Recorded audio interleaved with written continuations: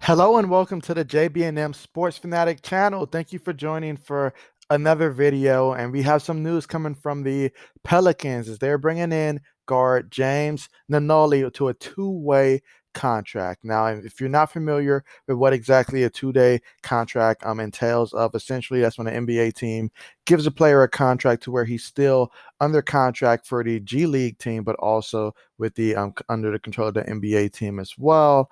And this limited to players that have essentially less than, I believe it's 4 or less years in the NBA in terms of experience. So James falls under that category, which allows him to do this for the Pelicans. Now, a little bit about James and his time in this NBA.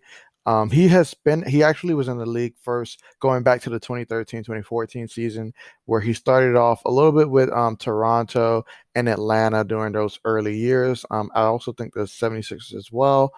Traveling teams, they're just trying to find its way, and I'll get more so into his timeline in a little bit. But throughout his career, he has spent it was the 2013-2014 season, as well as the last time he was in the NBA was the 2018-2019 season. And over that time, he accumulated 80 points over the duration of 28 games, in which he did not start any of those games, but he was able to contribute.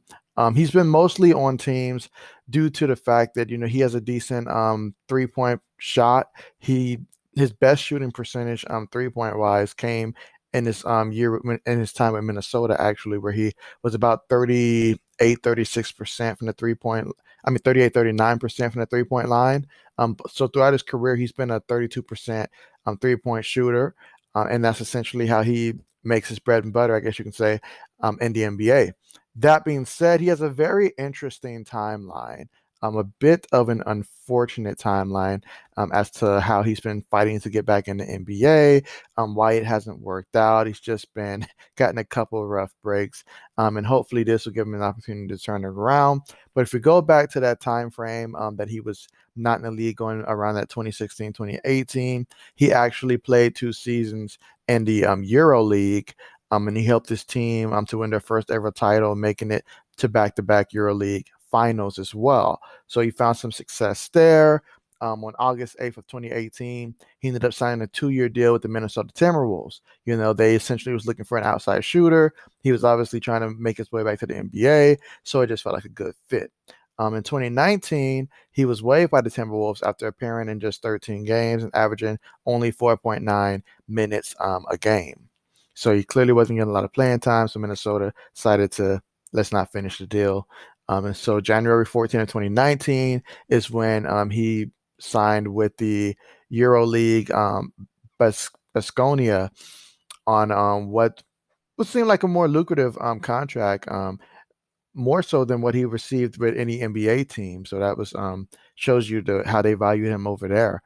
And so he went back over there, and he had some disputes with the over the reporting of the contract. He wanted to keep his options open, because obviously the end goal for him was to play in the NBA. I mean, if you think about the situation, NBA is probably the long term goal, and so he wanted to make sure that those options remain available for him. And so you go back and forth there. He ended up signing a 10-day contract in January 16th of 2019 with the Houston Rockets. So just 2 days later, he gets this lucrative contract, and he wants to keep his options open. He doesn't want to be exclusively there because he wants to get back in the NBA. So then he ends up signing a 10-day contract with the Rockets. Let's see how things work out there. So once again, he gets a chance to, see what he can do, play alongside, James Harden. So yeah, things are looking good. And then just a couple days later, January 21st, he didn't get much playing time, and he was waived by the Rockets after 5 days because they wanted to make room for, I believe it was Kenneth Farid. And so they wanted to make room for him. And all the league, this was interesting because the league office was closed on Martin Luther King Day. And so they was actually trying to make a trade. I believe it was for Melo, and the trade couldn't go through. And so he ended up being one of those who was, going to be a part of the trade. Well, impacted by the trade, I should say. But yes, since it didn't go through, obviously they had to make a roster spot. So he was the first in line to get waived. And yeah, that was a tough situation for him. And so now at this point, he's fed up with the NBA. So around January 22nd, it was reported that he was receiving multiple offers from Euro League teams. I mean, he had success there, including Baskonia again. But his agent later shut that down, saying no other team, had contacted him. So yeah, due to his indecisiveness, it really cost him an opportunity to be in a league that he for sure at least could have contributed in the Euro League, to try to go after his dream of being in the NBA. And that didn't last long because all these teams gave him contracts, Minnesota, Houston, but they were not even letting them finish, like if you can't finish out a 10-day contract, that's a little worrisome right there.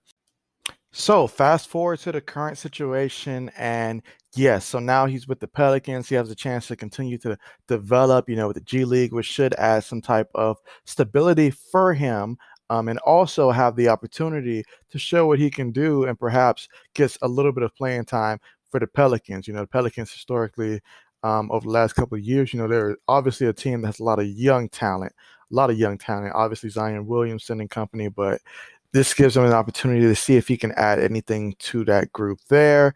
Pelicans are a team that they do typically deal with injuries from time to time. So, in terms of playing time, if he just keeps hanging around long enough, I'm sure he'll get some opportunities to shine here and there and contribute on the outside. So this is a great situation for him and a real chance to really show what he can do. As he's been with quite a few teams, but it really just happened because he did not get to finish a lot of seasons with those teams. So a lot of moving, a lot of having to learn, one organization, one culture, then go to another one, and then have to do that all over again, and then going in between NBA, Euro League, and it's just a lot for him. So I'm happy for him and hope that this opportunity presents a chance for him to find some stability and be able to see how he can pan out in the NBA.